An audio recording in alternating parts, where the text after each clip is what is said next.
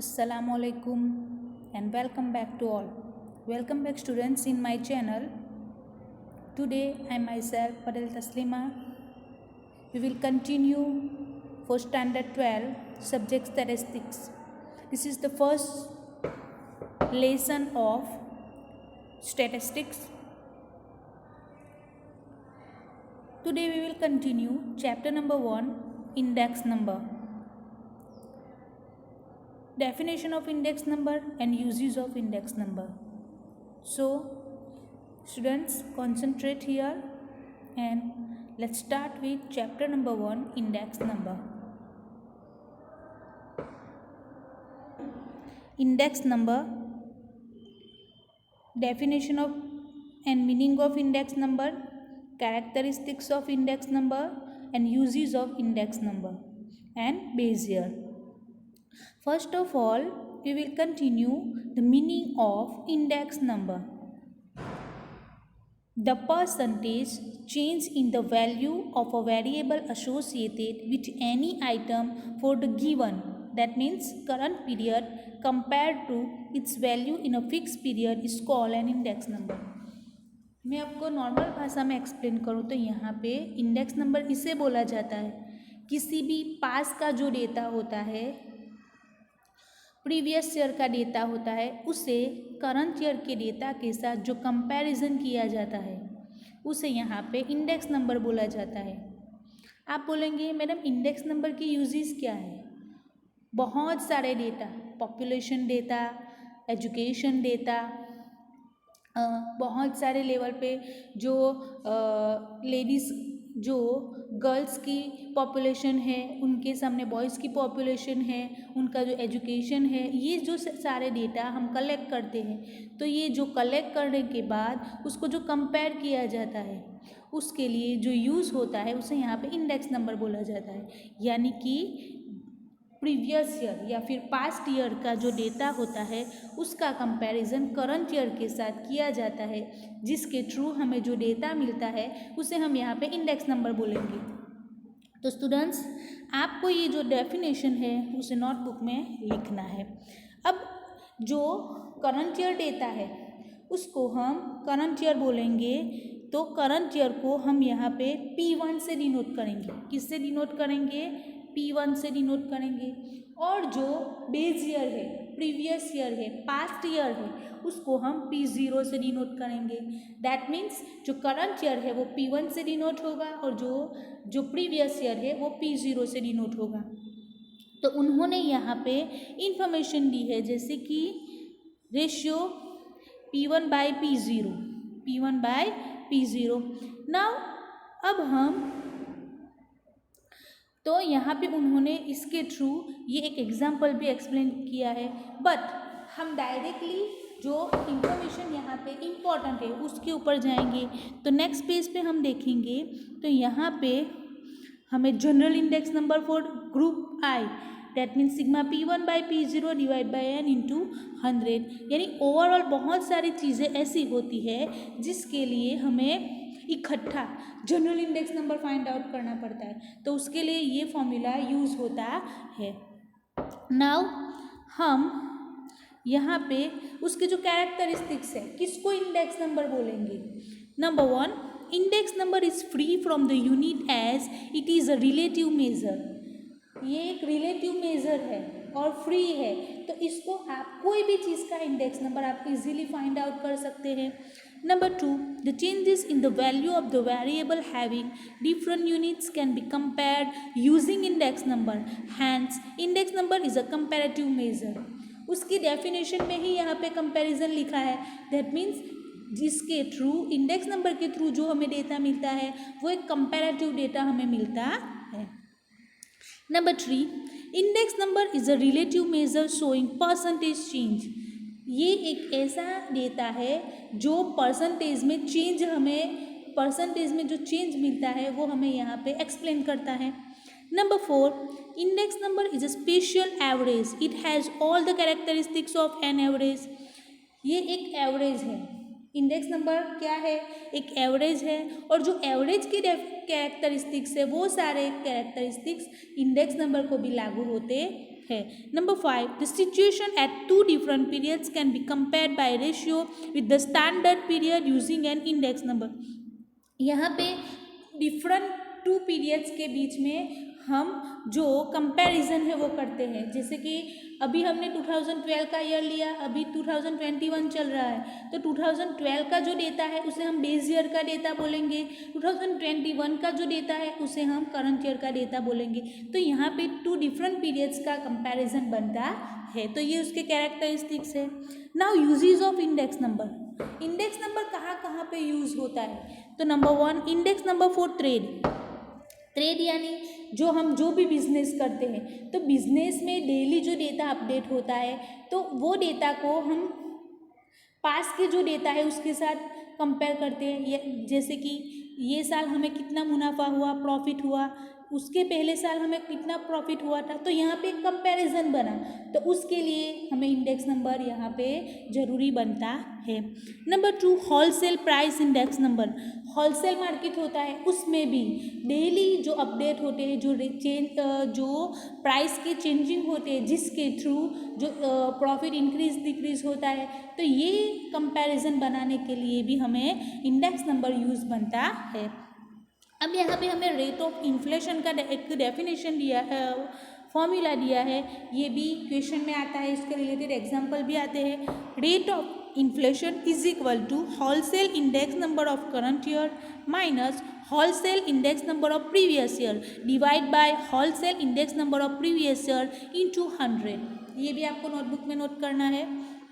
Now number of cost of living index number एक level है, कौन से लेवल तक कॉस्ट ऑफ लिविंग यानी जो पर्सन है उनको जीने के लिए एक लेवल तक कितनी उसे ज़रूरियात बनती है, तो उनके लिए जो इंडेक्स नंबर फाइंड आउट किया जाता है, तो वो करंट ईयर के हिसाब से उनका कॉस्ट मेजरमेंट किया जाता है और पास के हिसाब से उनका कॉस्ट मेजरमेंट किया जाता है, और उसके थ्रू जो डेटा मिलता है उसे हम cost of living index number बोलते हैं। Now index number of human development.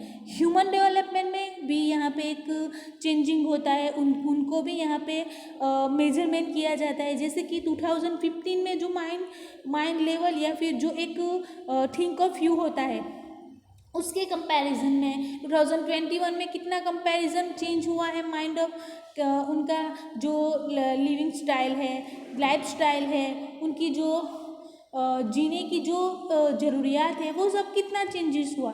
तो ये जो सारी चीज़ें मेज़रमेंट होती है, तो उसको मेज़र करने के लिए भी यहाँ पे जो इंडेक्स नंबर हम फाइंड आउट करते हैं उसे ह्यूमन डेवलपमेंट इंडेक्स नंबर बोलते हैं।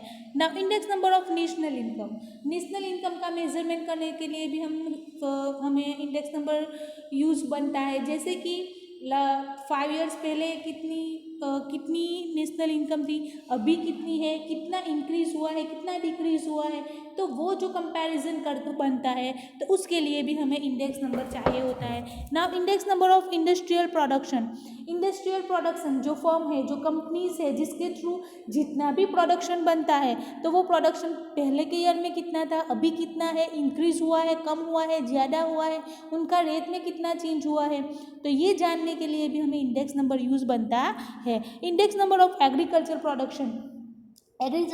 के थ्रू हमें जितनी भी प्रोडक्शन होती है, तो वो प्रोडक्शन इंक्रीज हुई है या डिक्रीज हुई है, तो ये हम 2 साल के बीच 2 मंथ के बीच हम उनके बीच में एक कंपैरिजन बना सकते हैं इंडेक्स नंबर के through. Now index number of import export business में भी कितना ग्रोथ हुआ है या फिर कितना डाउन हुआ है, तो ये जानने के लिए भी हमें इंडेक्स नंबर ज़रूरी होता है। Index number of for employment में कितना रोजगारी की जो सीट है, जो वो कितनी कम हुई है या फिर कितनी ज़्यादा हुई है, तो ये जो कंपैरिजन है वो करने के लिए भी हमें इंडेक्स नंबर चाहिए होता है। Index number of capital investment suppose हमने 5 इयर्स पहले कैपिटल को इन्वेस्ट किया, तो इसके थ्रू हमें कितना मुनाफा हुआ, कितना इंटरेस्ट मिला, वहीं हम 5 इयर्स की बात करते हैं तो हमें कितना मिलेगा, कितना मिला, तो दोनों के बीच में कंपैरिजन बनाने के लिए भी हमें इंडेक्स नंबर चाहिए होता है। Index number of raw material जो बिजनेस में रॉ मटेरियल चाहिए होता है, तो रॉ मटेरियल पहले कितना महंगा था, अभी कितना महंगा है, रॉ मटेरियल महंगा होने की वजह से जो प्रोडक्शन है वो कितनी महंगी बनी। तो ये जो सारे डेटा कलेक्ट करने के लिए भी हमें इंडेक्स नंबर चाहिए होता है। यानी हर एक लेवल पे, हर एक फील्ड में, हर एक बिजनेस में एक कंपैरिजन बनाने के लिए, एक कैलकुलेशन बनाने के लिए, एक मेजरमेंट बनाने के लिए हमें इंडेक्स नंबर चाहिए होता है। Now next point, base year. Base year यानी जो ईयर के साथ जो ईयर है, जो साल है, उसके साथ हम कंपैरिजन करते हैं, यानी जो स्मॉल ईयर होता है उसे हम बेस ईयर बोलते हैं। In the construction of index numbers, the value of a variable for the current period is compared with the value of the variable with a fixed period, usually from the past. This fixed period or year is called the base year. यानी कि जो past का year होता है जिसके साथ हम current year को कंपेयर करते हैं, तो जो पास्ट का ईयर होता है उसे हम यहाँ पे बेस ईयर बोलेंगे। ये जो डेफिनेशन है ये भी आपको नोटबुक में कॉपी करनी है। नाउ उसकी जो दो मेथड है, the base year can be selected in two veg.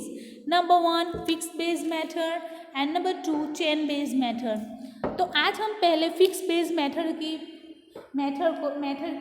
से एक एग्जांपल यहाँ पे समझेंगे। जैसे कि आप देखेंगे एग्जांपल नंबर 1, इलस्ट्रेशन 1 हमें दिया है, तो कैसे करना है। The data about wholesale prices of wheat in a region are as follows, taking the year 2005 as the base year। यानी कि 2005 के ईयर को हमें बेस ईयर के थ्रू बेस ईयर सिलेक्ट करना है। इसके साथ 2005 के ईयर के साथ बाकी के जितने भी ईयर्स है उसको हमें कंपेयर करना है। तो taking the year 2005 as the base year, prepare the index numbers for the price of the item for the remaining years. State the percentage increase in the price of wheat in the year 2013 from these index numbers. First of all, we are making here table. First row for year, first column for year 2005 to 2013. Now price of wheat पर quintal, ये जो information दी है इसे हमें यहाँ पे copy करनी है। नाउ अब हमें इंडेक्स नंबर का फॉर्मूला रखना है। फॉर्मूला कैसे रखेंगे हम, P1 by P0 into 100। Index number is equal to P1 यानी करंट ईयर डेटा, P0 यानी जो बेस ईयर और फिक्स ईयर डेटा है वो इंटू 100। जैसे कि आप सब जानते हैं फिक्स ईयर का डेटा हमें किससे सिलेक्ट करना है, 2005 का जो डेटा है इसे, यानी P0 इज इक्वल टू 1650। अब हर साल को हमें 1650 से डिवाइड करना है। 1650 divide by 1650 into 100 is equal to 100। Now 1690, फिर से उसे 1650 से हमें कंपेयर करना है। तो 1690 divide by 1650 into 100, 102.42। 1730 divide by 1650 into 100, 104.85। Now 1750 into divide by 1650 into 100, 106.06. Now 1810 divide by 1650 into 100, 109.70. As it is 1850 divide by 1650 into 100, 112.12. 1870 divide by 1650 into 100, 113.33. 1900 divided by 1650 into 100, 115.15. Now 1950 into divided by 1650 into 100 is equal to 118.80. Now जो 2013 का data है उसे हमें यहाँ पे interpretation करना है, compare करना है।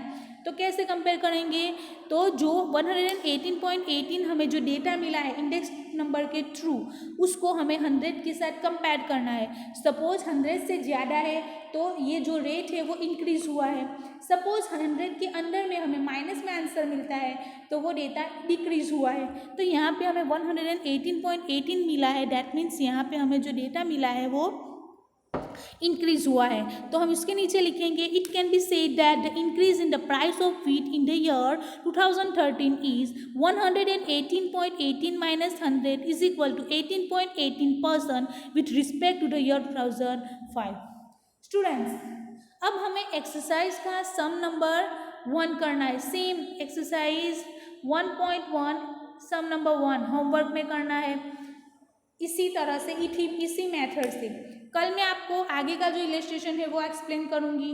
तो आज आपको क्या करना है, पहले इंडेक्स नंबर की डेफिनेशन लिखनी है, उसके बाद उसके कैरेक्टरिस्टिक्स लिखने हैं, उसके बाद उसके यूजेस का सिर्फ आपको टाइटल बनाना है। फिर उसके बाद हमें बेस ईयर की डेफिनेशन लिखनी है, बेस ईयर की 2 मेथड्स लिखनी है, और बेस ईयर की फर्स्ट मेथड जो हमने फिक्स बेस मेथड हमें यहाँ पे सिलेक्ट की है उसका इलस्ट्रेशन करना है, और उसके रिलेटेड जो एक्सरसाइज में सम है वो हमें करने हैं। तो आज के लिए इतना। कल इंशाल्लाह मैं आपको ऑनलाइन क्लास में या फिर वीडियो से आपको नेक्स्ट जो सम है वो एक्सप्लेन करूँगी। Till then be safe at home, concentrate on study. और एक बात प्लीज़ मेरे चैनल को सब्सक्राइब कीजिए, और आपको जो समझ में आता है वो प्लीज़ कमेंट बॉक्स में लिखिए, क्योंकि आपकी जो कमेंट है इसे हम यहाँ पे as a appreciation, as a changing के थ्रू हम उसको यूज़ करते हैं। तो प्लीज़ आप लिखिए, मेरे चैनल को सब्सक्राइब कीजिए। अस्सलाम वालेकुम।